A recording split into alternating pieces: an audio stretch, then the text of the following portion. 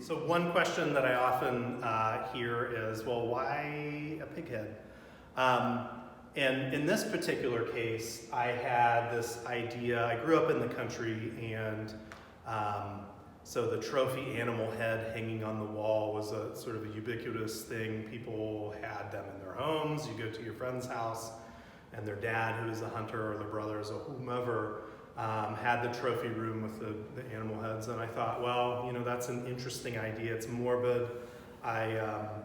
I didn't engage in that when I was a young person, but it was around, and the idea of hanging an animal's head in one's home, for whatever reason, I just always kind of found strange, not wrong or right, just strange. And I have made several drawings of pigs in the last few years, and so I thought, well, we'll start with a pig's head. And in this case, it's not a trophy animal. We're not hunting a pig. There's no reason to hunt a pig, you know, that you can raise on a farm.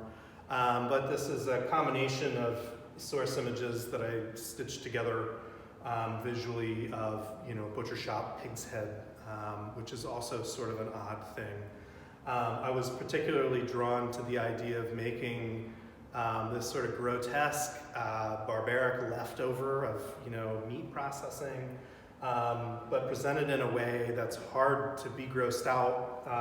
This particular pig, almost smiling, you can't quite tell what, you know, what's happening with this, and I like that, you know, kind of playfulness almost, but also at the same time, it's not playful whatsoever.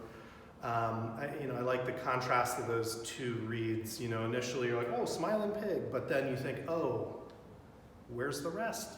And you know, it's morbid and weird, but I think it kind of hits on that, you know, that notion of impermanence in a way that, like, this pig was grown for the purpose of being killed and eaten, right?